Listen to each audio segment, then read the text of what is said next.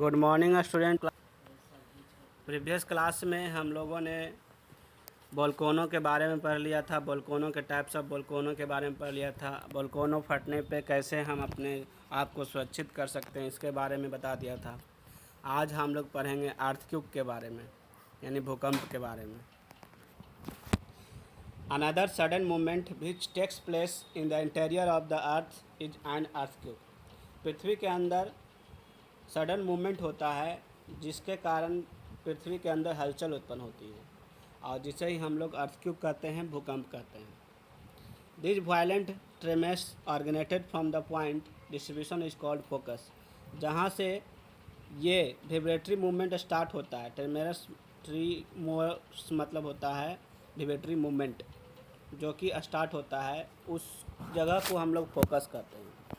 और जहाँ ये आसपास एरिया को कवर करता है, फोकस से आसपास एरिया को, the point in the earth crust which vertically above the focus, जो फोकस के ऊपर वर्टिकली रूप से होता है और आसपास एरिया को अपने चपेट में अपने इस मूवमेंट का हिस्सा बनाता है और वहाँ फीलिंग करवाता है अर्थक्वेक का, तो उस एरिया को हम लोग एपी सेंटर कहते हैं। और एपी सेंटर जहाँ पे फोकस से वो ऊपर वर्टिकली यानी जब सरफेस पे आता है तो वो एपी सेंटर कहलाता है, और जहाँ से उद्गम होता है उसके नीचे के पॉइंट को फोकस कहा जाता है, और आस पास एरिया को जो क्षति पहुँचाता है भूकंप के दौरान वो एपी सेंटर कहलाता है। Earthquake occur when the earth plates move. Earthquake कैसे उत्पन्न होता है? जब अर्थ प्लेट्स मूव करता है या रीएडजस्ट करता है, प्लेट अपने आप को रीएडजस्ट करता है due to excessive heat generated in the earth interior. जो पृथ्वी के अंदर एक्सेसिव हीट जनरेट होता है उसके कारण ही अर्थ का जो प्लेट्स होते हैं वो मूव करते हैं या अपने आप को रीएडजस्ट करते हैं, जिस कारण से हमारा अर्थक्वेक आता है। And the vibration of earthquake separate out concentric wave from the focus.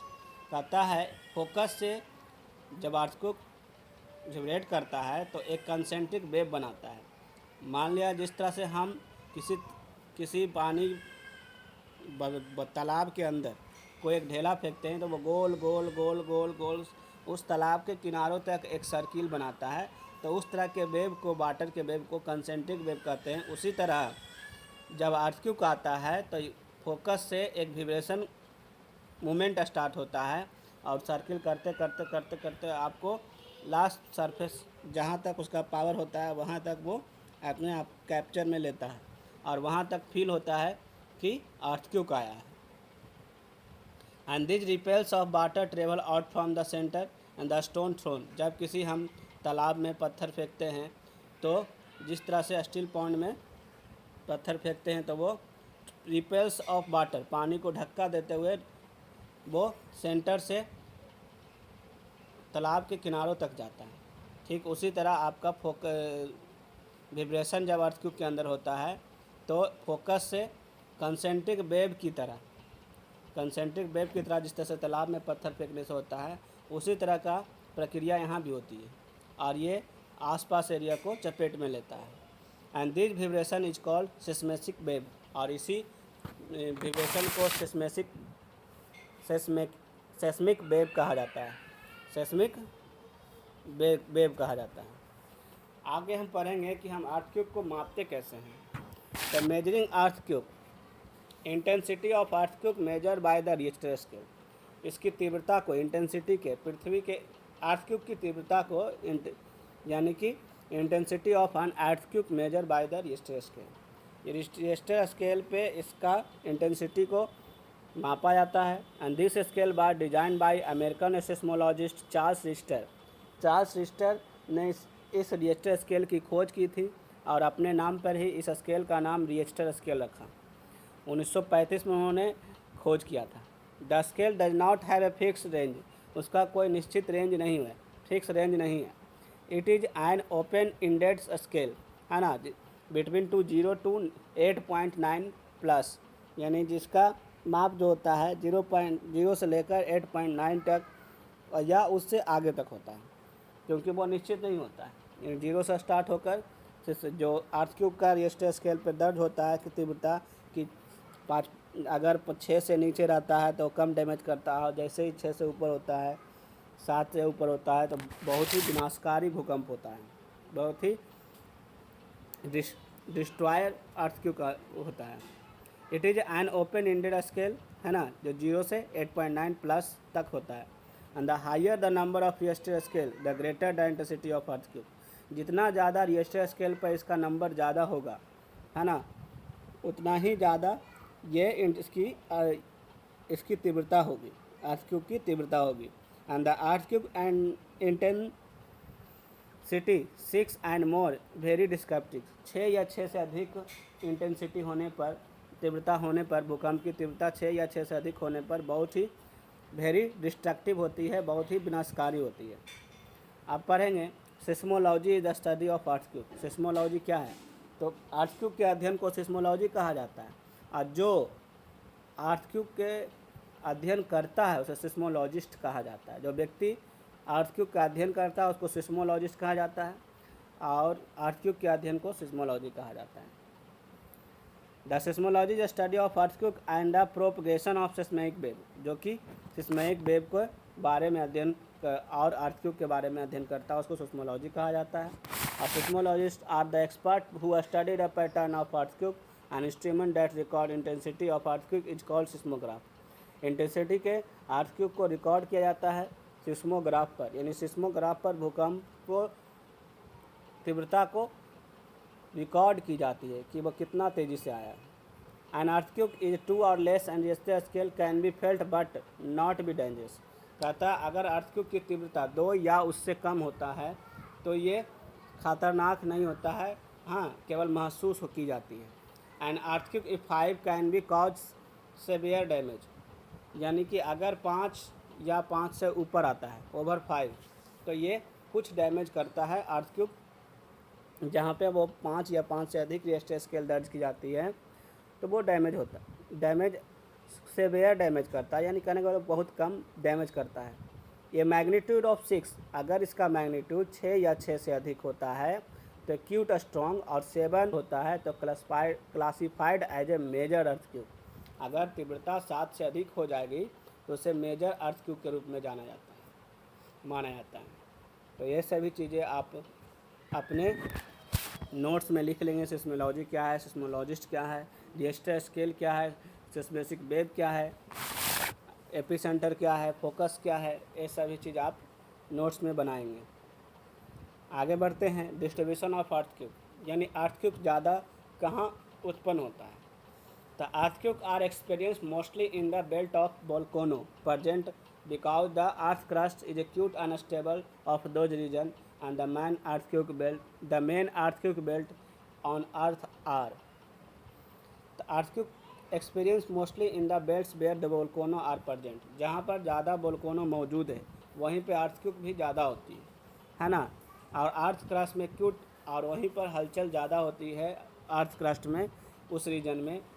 और कुछ अर्थक्वेक बेल्ट हैं जिसको बांटा गया है अलग अलग क्षेत्र के अनुसार, जैसे कि सरकम पैसिफिक बेल्ट। सरकम पैसिफिक बेल्ट आपको वोल्केनो का भी था, तो उसी तरह इसका भी अर्थक्वेक का भी है circum Pacific belt. This belt included coastal margin of the North America, South America, East Asia and almost 65% of the total earthquake of the world occur in this belt. Total earthquake का 65% जो घटना होती है भूकंप की वो इसी belt में होती है। And this belt is a considered with the Pacific ring of fire, और इस बेल्ट को पैसिफिक रिंग ऑफ फायर के नाम से भी जाना जाता है, कि जैसा कि हम वोल्केनो में भी इसके बारे में बतलाया था। दूसरा है mid continental belt and the Alpine mountain, Mediterranean sea, Himalaya और northern and eastern Africa fall in this belt, इसी बेल्ट के अंतर्गत आते हैं।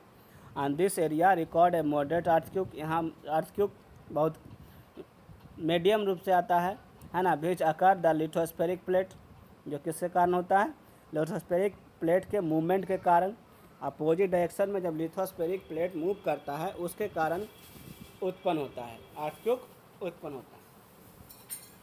अगला है mid Atlantic ridge belt, and this belt including the mid-Atlantic ridge and adjoining the island, जो island को ज्वाइन करता है उन जगह पर mid Atlantic region. This area record है मॉडरेट अर्थक्यूक, यहाँ अर्थक्यूक का रिकॉर्ड जो है वो मॉडरेट होता है। बेचाकार इज ए लिथोस्फेरिक मूवमेंट। फिर से हम देखेंगे मिड कॉन्टिनेंटल बेल्ट, दोनों को मिक्स हमने कर दिया है, सॉरी, फिर से देखेंगे। Mid continental belt, the Alpine mountain, Mediterranean sea, Himalaya और नॉर्थन ईस्टर्न अफ्रीका वो फॉल करता है इसी बेल्ट में, मिड कॉन्टिनेंटल बेल्ट में। इसका 25% of seismic wave recorded in this belt, 25% से जो सेस्मेसिक वेव है की घटना है उसको रिकॉर्ड किया जाता है मिड कॉन्टिनेंटल बेल्ट में। मिड अटलांटिक रिज बेल्ट में क्या होता है, इस बेल्ट में mid Atlantic ridge at joining the island and this area record है मॉडरेट अर्थक्यूक। इसे यहाँ मॉडरेट अर्थक्यूक इसे कहा जाता है। ये किस कारण से होता है, तो लिथोस्फेरिक प्लेट के अपोजिट डायरेक्शन में मूव करने से आपको यहाँ पर अर्थक्यूक की घटना होती है मिड अटलांटिक रिज बेल्ट में। केस स्टडी है जो कि एक बहुत बड़े भूकंप की परिघटना के बारे में बतलाया है। भुज जो कि गुजरात में है, जो अर्थक्यूक आया था इंडिया में 26 जनवरी 2001 में। A surveyor of earthquake occur in the Kutch region of Gujarat in morning of 26 जनवरी 2001। 26 जनवरी की सुबह इंडिया में एक broke up a celebrate of 21st republic day. उस दिन भारत अपना 51वां गणतंत्र दिवस मना रहा था और उसी सुबह एक बहुत बड़ा भूकंप आया था गुजरात के भुज, कच्छ के भुज क्षेत्र में। And the earthquake lasted over the 2 minute, और यह अर्थक्यूक लगभग 2 मिनट तक रहा। And the epicentre was near the town of Bhuj, और इसका जो एपी सेंटर था वह भुज था, जिसकी इंटेंसिटी जो था 6.9 थी on the Richter scale. And the earthquake led high rise building collapse, बड़े बड़ी बिल्डिंगें ध्वस्त हो गई। And settlement to the turn into the heap of beverage, यानी बहुत सारे सेटलमेंट जो भवन थे, स्मारक थे, वो मलबे में तब्दील हो गए इस परिघटना के बाद। About the 20,000 people were killed in the more than 5 lakh were is adversely affected. 20,000 लोग मर गए थे इस अर्थक्वेक में और 5 लाख से अधिक लोग इससे प्रभावित हुए थे इस भूकंप से। And there was a large scale destruction of property at Bhuj, बड़े पैमाने पर संपत्ति के साथ साथ धन जन दोनों का हानि हुआ था भुज में। राजकोट एंड अहमदाबाद में भी इसका असर पड़ा था और राजकोट में भी पड़ा था। And this region of Bhuj earthquake were sea floor of Indian Ocean separating the rate of 5 centimetre per year. इस कारण से जो इंडियन ओशियन का जो फैलाव था वो 5 सेंटीमीटर पर ईयर बढ़ता है। Gradually northward movement of the Indian plates in the received fault and below the surface of Kutch region. किस कारण से हुआ था, तो मूवमेंट फॉल्ट के कारण हुआ था। फॉल्ट बताए थे, फॉल्ट क्या है को जब अर्थ क्रस्ट पढ़ा रहे थे उसके बारे में, उसमें फॉल्ट आपको बताए थे कि gradual northward movement of the Indian plates and receive fault below the surface, है ना, सरफेस के नीचे फॉल्ट हुआ, है ना। फॉल्ट मतलब गलती नहीं, फॉल्ट मतलब जो मुराब होता है ना, अर्थ प्लेट का। In the Kutch of region, Kutch region में फॉल्ट होने के कारण, पृथ्वी के सरफेस के अंदर फॉल्ट होने के कारण ये बहुत बड़ा भूकंप उत्पन्न हुआ था, जिससे 20,000 लोग मारे गए, 5 लाख लोग प्रभावित हुए, बहुत सारे बिल्डिंगें, अपार्टमेंट आपका नष्ट हो गया। आगे है स्टे सेफ, कैसे हम भूकंप से सुरक्षित रह पाएंगे। If there is an earthquake, अगर कोई अर्थक्वेक आता है, you should move out of your house into the open, तो सबसे पहले अपने घर को छोड़कर आप खुली जगहों पे जाएं। दूसरा है stay away from electric poles, wires, fireplaces and chimney and trees. Electric pole से, वायर से, फायर प्लेस से, चिमनी से, ट्री से, इन चीज़ों से दूर रहें। जब भूकंप की परिघटना घटित हो रही हो उससे दूर होकर रहें। तीसरा है if you are inside the building, अगर आप किसी बिल्डिंग में फंस गए तो स्टैंड इन ए कॉर्नर, तो आप एक कोने में, रूम के कोने में जाकर खड़े हो जाएं। उससे इफ़ेक्ट क्या होगा कि ऊपर से फटने पर जो छत्र गिरेगा वो बीच में गिरेगा, कोने में नहीं जाएगा। चौथा पॉइंट है under the kitchen counter table desk against the inside corner and ball are the safe spot during the earthquake. Earthquake के दौरान आप क्या कीजिए, अगर किसी किचन काउंटर में के नीचे चले जाइए या टेबल या डेस्क है उसके नीचे आप चले जाइए, इससे आप बच सकते हैं। अगला पॉइंट है by taking appropriate measures you can make your house earthquake resistant. सब जब आप घर बना रहे हों तो भूकंप रोधी क्षमता है ना के लिए लोग क्या करते हैं, अपने घरों के पिलर को ज़्यादा मजबूत करते हैं। इसके अलावा अब वो क्या करते हैं, एक अपने छत के ऊपर एक पिलर में लोहे के रड देते हैं, जिसके कारण लोहे की कोई त्रिशूल दे देते हैं बहुत सारे लोग, ताकि जो बिजली वगैरह आए उससे भी उसको बचाता है। इसके अलावा पिलर मजबूत होने के कारण हमें अर्थक्वेक से बचाया जा सकता है, यानी हैवी पिलर होना चाहिए जब हम मकान बना रहे हैं।